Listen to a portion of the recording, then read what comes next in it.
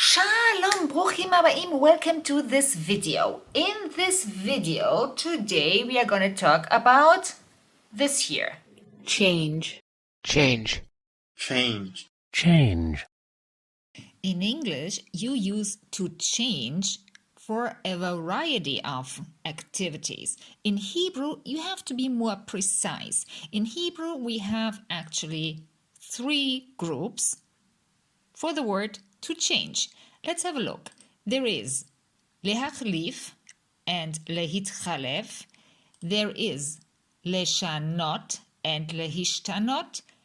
And there is lehamir. And now together we will have a look what kind of change we are actually talking about. So we start with this one here, lehamir. This is the verb that you need when you want to change money. So, lehamir, hif'il. Question, what is the root? If you are a student of my course, you know that. It is not mem yud resh, it is mem vav resh. Oh, yeah. And why is that? Well, when we have vav on the second root position, then we talk about a subgroup of the binyan, a subcategory called a gizra, of verbs where the second root position is a vav. And this subgroup is called ein vav. Okay, and ein vav, they do these things. They make the hif'il without the vav. Okay, well, these rules I have all listed in my book, and there's also the workbook with the drill sheets. However, there is also the course. This is a boot camp. Here we are not just listing the rules. It's much more intense. But in 3 months, you know it all. Here is a sample sentence, and this is the kind of sentences we use to teach Hebrew verbs. I want to change dollars to shekels. Now we use this new verb, and then it is ani rotze or ani rotza lehamir dolarim leshkalim. Okay? Lehamir. However, this is not only the verb for changing money into another currency, it's also for converting documents. Let's say, how to convert a Word document to PDF. I know this is a super simple question, but just for the sake of the example. How would you say that? Ech lehamir mismach Word le PDF. Lehamir. So we are converting a document. Okay, that was number 1. Now we are going here to the right, leshanot and lehishtanot. These are the verbs you use when you talk about change, abstract, just change. You make a change. Here we have to make a change and to change oneself. If you make a change, then it is PL. If you change yourself, that means you become something different. Or something is changing itself in the sense that something is becoming different. And then you actually use hitpael. Every time something is in transition, it is changing the current state, it is becoming something. In 95% of the cases, you need hitpael. That means also when you're you have a wet t-shirt and now it is getting dry. It is in the process of drying. It's also hitpael. Okay, moving on. Question. Do we have more binyanim for this abstract change? No. In modern Hebrew, in Ivrit, you only have PL and hitpael. Yes, there are other binyanim, but they belong to biblical Hebrew. So when you see this verb here, it is leshanot and not lishnot. That would be pa'al. And the other one is lehishtanot. What is here the root of those 2 verbs? And why is that important? Well, I tell you. Root is shin, nun, hey. That is the Gizra of Lamed Hey, which means a Hey on the third root letter. And when this is happening, then a verb that comes out of this root will always end on ot in the infinitive. Always, in every binyan. Now here is something else going on. In this case here, we also have a root that starts with shin, and this is why it is called pei shin. And when pei shin, that means shin, on the first root position, meets hit pa'el, then the shin and the tav from lehit, they have to change place.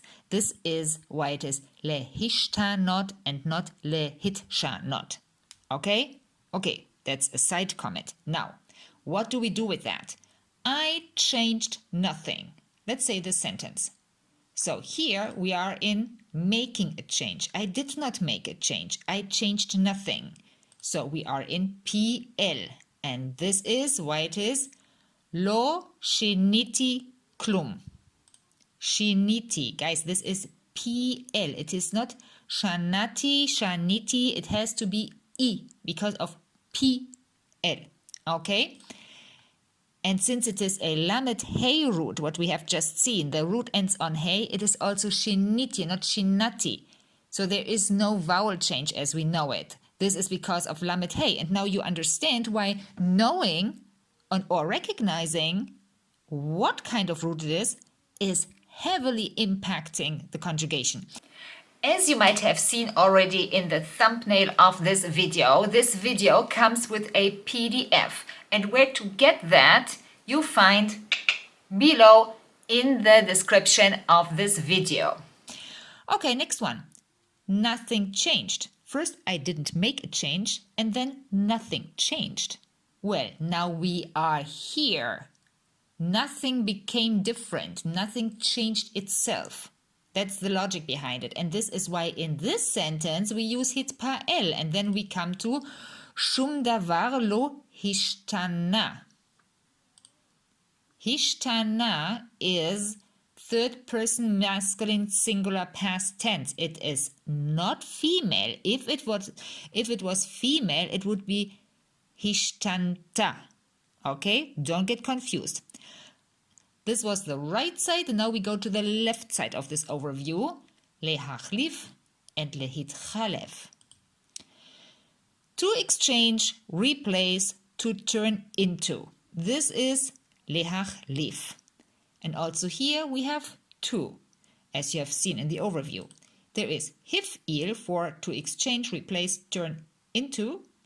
And when something itself is doing it, or when I'm doing that myself, I am turning into something or somebody, then it is hitpa'el.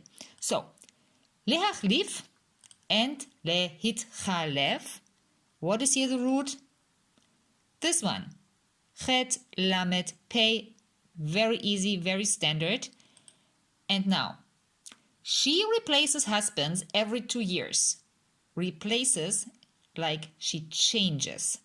So we are here in hif'il, the very normal standard verb, so to speak.